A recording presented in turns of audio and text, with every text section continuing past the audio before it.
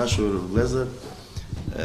ju falenderoj shumë për pjesëmarrjen në këtë kohë të ngarkuar, po në krye të erës do më lejoni të falenderoj të dy shokët miqtë e mi, kolegët, drejtuesit e Partisë Demokratike, kryetarin e partisë zotin Isnui Shara dhe zotin Genta Mzaraj, drejtuesin e shtabit ton. Të dashur vëllezër, të nderuar prindër,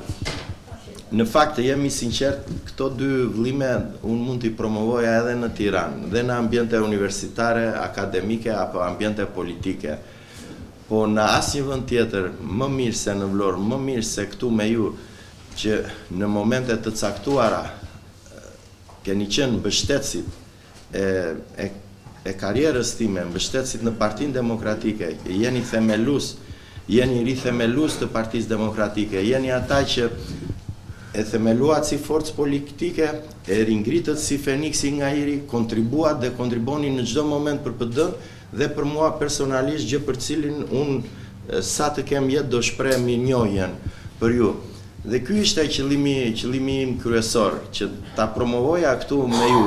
Këtu ne zgjodhëm tek shtabi i Partisë Demokratike, shtabi i fushatës, dhe në gjithë të fushat në atë mori problemesh ku ne, ose takime që kemi bërë aktivitete këtu me grupime të ndryshme shoqërore, në fshat, në qytet, në zona të varfra me përfaqësues të biznesit e tjera, këtu në këtë vend është një vlerësim që edhe të gjithë zotrin drejtues të Partisë Demokratike dhe të shtabit bën edhe për mua dhe për punën time. Këto botime të këtij lloji janë të vështira dhe këto mbartin një risk, se atë riskun që nuk e kap dot lexuesin e thjesht dhe riskun e kalimit në rutinë, të kalimit në rutinë. Por unë mendoj që këto botime shërbejnë si materiale informuese, si analizë profesionale, në radhë të parë për ekspertët e fushës, për dashamirësit e librit, leximit, por edhe për politikanët, sidomos për politikanët e rinj, të cilët dëshirojnë të kontribojnë në jetën politike, në politikën sot dhe në të ardhmen, duke depërtuar dhe lënë dëshmi dokumentare në jetën politike, ekonomike dhe sociale të Vlorës, por edhe të vendit. Një arsye dytë kryesore është edhe kjo. Unë mendoj, e kam patur pikpamjen time dhe e kam, që çdo deputet, drejtues institucioni politik apo politikan duhet të shpreh me vendosmëri dhe hapur ato çka beson dhe argumenton, t'i qëndroj pikpamjeve të veta, si dhe më kryesorja të mos turpërohet dhe t'i shikoj drejt në sy bashkëqytetarët e tij edhe mbas 3, 5 apo 10 vitesh për pikpamjet që ka shprehur për problemet të caktuara të zhvillimit të vendit. Në fakt, në këtë libër kam pasur parasysh një moto të politologut Fukuyama, që një qytetar i informuar kthehet në një qytetar të ndërgjegjësuar për detyrat dhe misionin e tij në demokraci. Dhe pikërisht qëllimi i këtyre dy botimeve, pra i veprimtarisë time si deputet nga viti 2021 dhe deri më sot, është informimi i qytetarit lexues përmes llogaridhënies ndaj tij dhe transparencës, në mënyrë që ata të jenë sa më të informuar për të vërtetën e qeverisjes publike dhe rezultateve të saj, në plotësimin e interesave të tij dhe jo vetëm.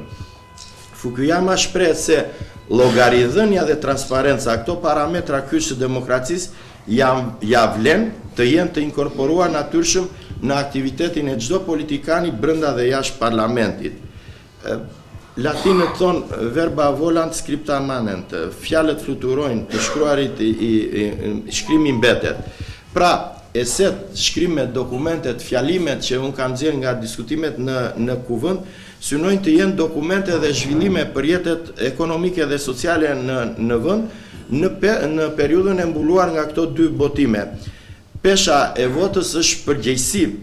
përpara qytetarit dhe jo privilegj për deputetët. Antari i kuvendit, në mendimin tim, duhet të kuptoj, të zbërthej, analizoj dhe denoncoj, pavarësisht se në cilin krah politik partijak ndodhet, ato politika të dëmshme për interesin publik, ato kontrata dhe tendera që shiten përmes propagandës qeveritare si shërbime në infrastrukturë apo arritje në shëndetësi për shembull, apo si kontrata miliona lekëshe që ndihmojnë qytetari, por që në fakt e varfërojnë atë dhe pasurojnë oligarkun që qëndron pas fitimit të tenderit dhe kontratës.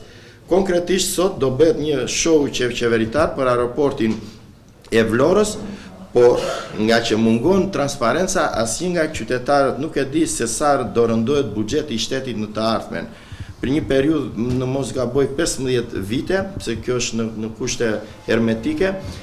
koncesionarit i është garantuar që shteti do t'i pagojë një numër të caktuar fluturimesh. Ky fluturimi sotëm nuk plotson as kushte teknike, as kushte të tjera,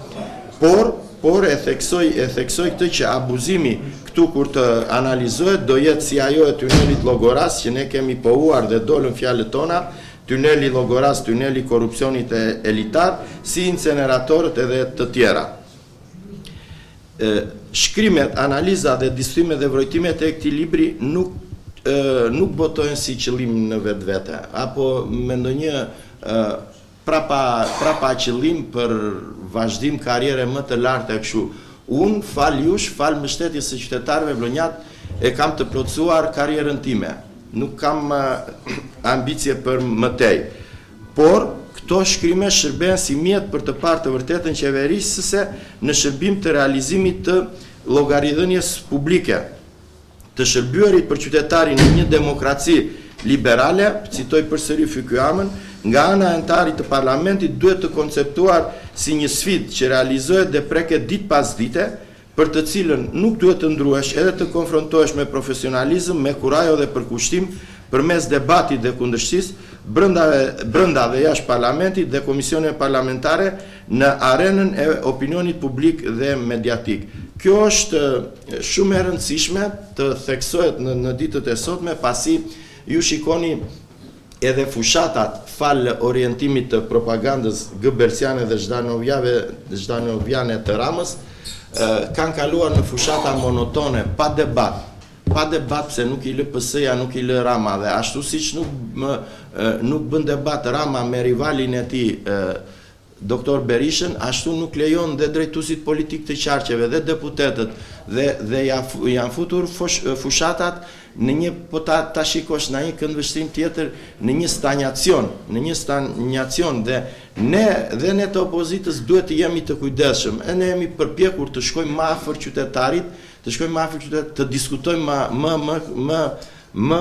më ngushtë dhe më ngrohtë me qytetarin, të mos bjem në grackat që ngrë propaganda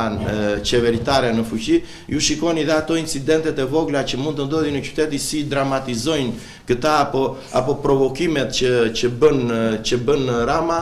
Unë me epitete me Ramën jam në rregull, unë kam bërë 2 përcaktime dhe mendoj në këto fushat ato aq mjaftonin për këtë njeri, nuk po i zëm këto akuzat e tjera për korrupsion. E para ata akronimin, themi kryeministri Rama, KM Rama, KRM Rama, KRMA Rama. Dhe e dyta, kur në mitingun e mbylljes që me shumë bindje etiketova Korbizi, Rama për efekt propagande përdori atë krahasimin e kënetës dhe të bufit, që qalon nuk qëndron fare, se normal dhe në zhvillimet politike dhe ekonomike, kënet është jeti që ke qëndruar 12 vite në pushtet, të janë larguar 1.100.000 njerëz që e ka akt akuzë të rënd kombëtare dhe kërkon prap pushtetin. Megjithatë, të kthehemi tek libri, në fakt vëllimin e parë, po të jetë që mund ta quajmë kështu, se këto konsiderohen dhe si vazhdim i botimit brenda dhe jashtë parlamentit për periudhën 2 vjeçare në 2007-2009, unë ja u kam për vetë kohën e vështirë që në fushat që zhvilluam ne në 2021, që ishte koha e Covidit edhe problemet që kishin njerëzit dhe ajo situat la pasoja dhe më vonë në zhvillimin e situatave në Shqipëri, po unë ja u kam dedikuar demokratëve të fort, kurajoz dhe të pa kompromis me të keqen, idealist, intelektual që besonin dhe besojnë tek e vërteta për parimeve, liria, demokracia dhe digniteti njerëzor. Dhe në veçanti ja u dedikoj ish drejtuesve të Partisë Demokratike që në këtë periudhë u ndan para kohën ajeta, po vazhduan deri në fund të punonin për Partinë Demokratike. Unë do përmend dhe emrat, se ata të gjithë janë të paharuar në mendjen dhe në zemrën time. Presidenti Bujar Nishani, i cili u nda në 28/5/2022 nga jeta, avokat Eduard Velçani, u nda në 15/2/2021, ish prefekt, Ariz Mema, u nda në 16/2/2021, ish kryetari i Partisë Demokratike Dega Saran, dhe inxhinieri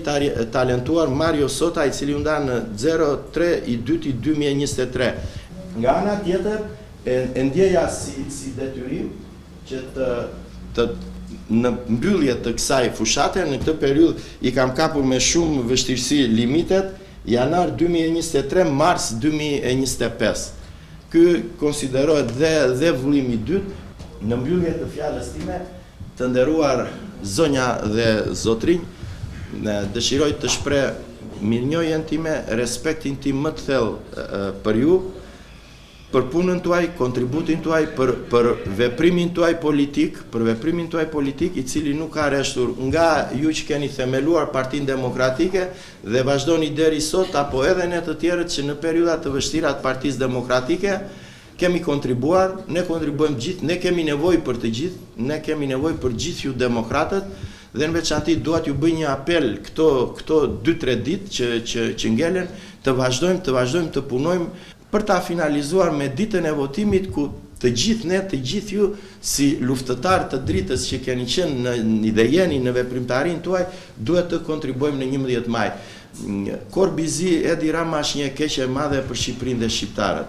Është një keqe madhe që shqiptarët duhet ta kuptojnë që duhet ta largojnë me votë. Duhet ta largojnë me votë për të ardhmen e tyre, të fëmijëve të tyre, të familjeve të tyre, për të ardhmen e Vlorës, për të ardhmen e Shqipërisë.